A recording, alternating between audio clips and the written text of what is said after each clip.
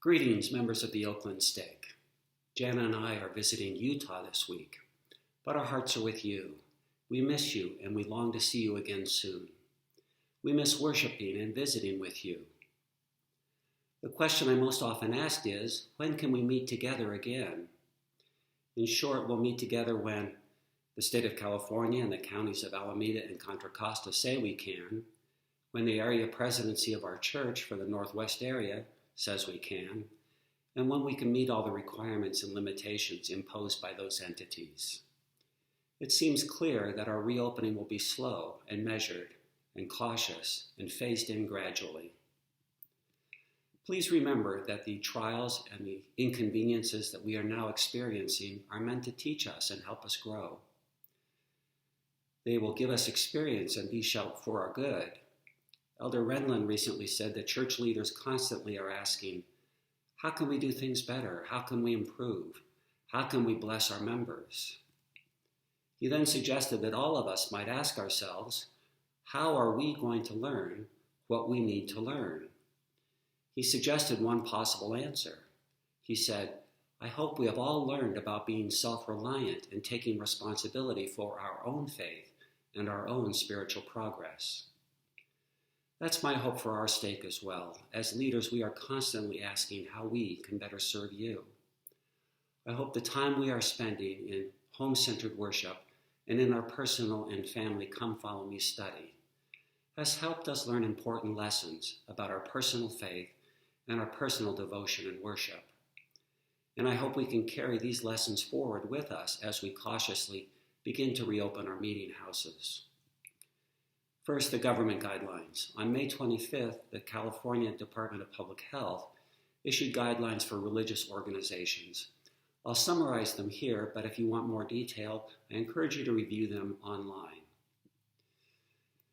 Churches will not be allowed to open until Governor Newsom decides the state will enter what he has called Phase 3. There is no official public timeline for that decision. In addition, the state has delegated many decisions to each county's Board of Public Health, and they will have the final say. So we will not be able to reopen fully until Alameda and Contra Costa counties authorize us to do so. The state's May 25 guidelines envision a slow and cautious reopening. Initially, attendance will be limited to 25% of the stated maximum capacity of our chapels, or up to 100 persons, whichever is lower. We will also be required to prepare a written compliance plan for each location.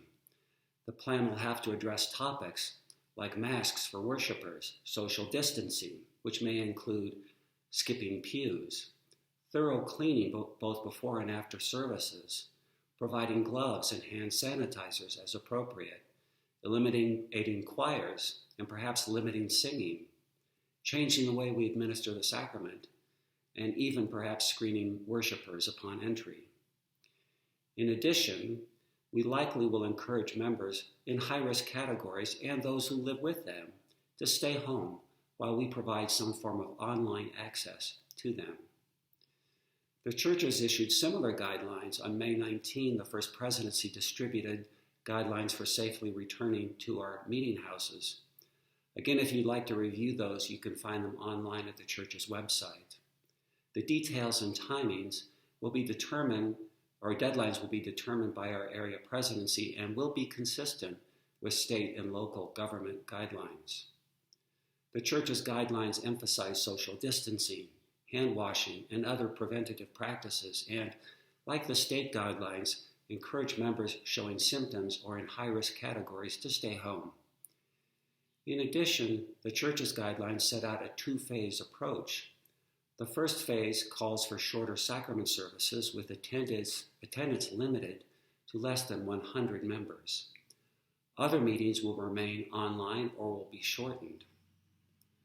Families may sit together, but others should observe social distancing. This means skipping rows of pews and 6 feet of spacing as we sit in the pews. Choirs will be suspended. It seems to me that for our wards, most of which have sacrament meeting attendance that exceeds 100, we will probably split wards into two, or even 3 groups meeting on alternative Sundays. In both the Overlook Building and the Interstate Center, schedules will have to be modified temporarily to avoid having wards holding any overlapping meetings. The Interstate Center poses the most difficult challenges and may be the last building to open.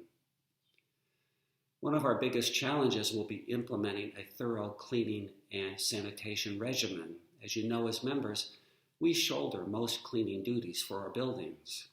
We will need to organize special cleaning crews to thoroughly clean the buildings both before and after every meeting.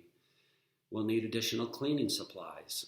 A lot of work will have to be done to ensure the cleanliness of our buildings for every meeting. The church has also developed detailed procedures for handling the sacrament. Priests and others administering the sacrament will need to wear masks, wash thoroughly, clean trays completely, and develop ways to administer the sacrament to members without passing trays down the pews from member to member. We've learned a lot about how to hold leadership meetings online. I expect we will, for some time to come, continue to hold bishopric meetings, ward council meetings, and presidency meetings remotely. We also encourage everyone to continue ministering to others using email, texts, FaceTime, and the telephone. I'll provide more details about timing and about specific steps to minimize health risks as I receive them. In the meantime, please know that we love you, we care about you, we want nothing more than to serve you and serve you well.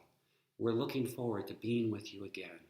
You are always in our thoughts and our prayers.